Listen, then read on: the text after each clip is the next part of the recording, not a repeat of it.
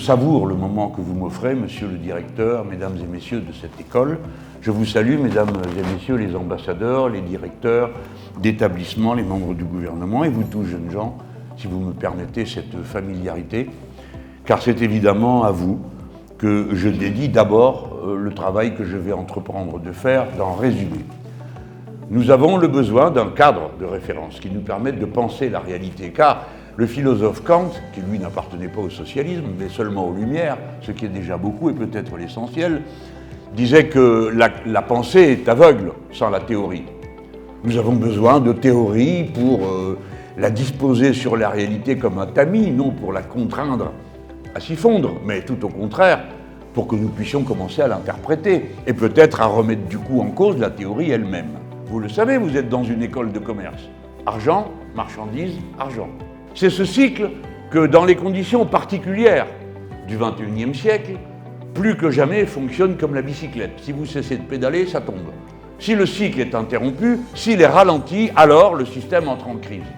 La principale cause de son instabilité est dans le fait qu'il est en proie à ce rythme et qu'à intervalles réguliers, comme le montrent les théories du chaos, qui sont des théories mathématiques et physiques, nous apprennent que tous les systèmes qui sont à la limite de l'équilibre, et par nécessité, une bicyclette est tout le temps à la limite de l'équilibre, et bien de même l'économie capitaliste se comporte donc comme un système que l'on nomme métastable, c'est-à-dire à la limite de l'équilibre. À tout moment, cet équilibre peut être rompu et alors commence ce que l'on a l'habitude d'appeler une crise. Les États décident que leur seule participation à l'économie consiste à enlever toutes les règles qui s'y trouvent pour que le marché produise un effet magique miraculeux, alors ce sera le bruit, c'est-à-dire le chaos.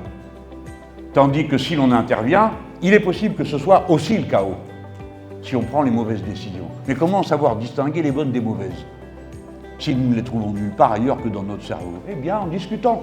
Aujourd'hui, c'était le lieu pour nous d'accueillir un invité exceptionnel dans le cadre des Vendredis de Subdeco. C'est Jean-Luc Mélenchon, grand homme politique français, fondateur de la France Insoumise, le mouvement politique qui a fini 3e aux dernières élections présidentielles et qui donc nous a fait le plaisir de venir ici à Subdeco, nous entretenir sur un thème d'actualité qui est en fait les instabilités géopolitiques et comment ça impacte sur le continent africain. Et donc il a abordé plusieurs sous-thèmes allant de la politique à l'économie, à la diplomatie sociale. Et les échanges avec les étudiants étaient très intéressants. Ce qui nous a surtout plu, c'est surtout son éclairage d'homme politique qui depuis 30 ans est très présent dans la vie politique française.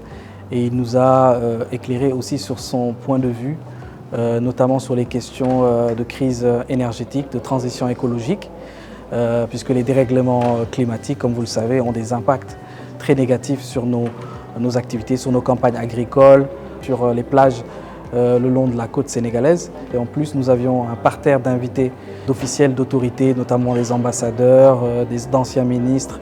Tout ceci nous a vraiment conforté sur le choix qui s'est porté sur Jean-Luc Mélenchon.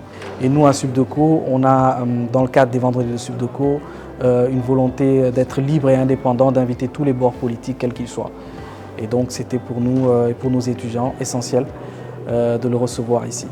Le temps d'un après-midi, avec M. Jean-Luc Mélenchon, nous avons pu revenir sur la situation géopolitique du monde actuel. Sujet très pertinent et très intéressant pour nous, futurs commerçants de ce monde, qui, à travers ces échanges, avons pu remarquer que la balance actuelle de ce monde commence à pencher en faveur de certains au détriment des autres. Sujet que vous verrez notamment lors de la diffusion de notre Vendredi de Subdeco, justement. Et je voudrais vraiment que les Sénégalais se rendent compte que toute l'Afrique les regarde. Parce que vous êtes dans vos affaires, je le comprends. Vous êtes dans la ferveur du moment qui vous mobilise, qui vous appelle à être d'un côté, de l'autre, à opiner comme ci, comme ça, à vous rassembler, à vous opposer. Et peut-être que vous perdez de vue le tableau d'ensemble et surtout qui vous regarde.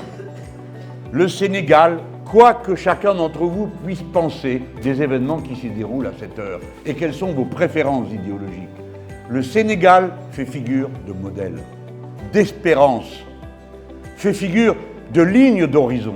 Oui, la révolution citoyenne, la mobilisation populaire est juste quand elle porte sur des mots d'ordre justes comme la liberté et la démocratie. Et oui, elle peut aboutir à un résultat satisfaisant s'il passe par la démocratie, c'est-à-dire les bulletins de vote.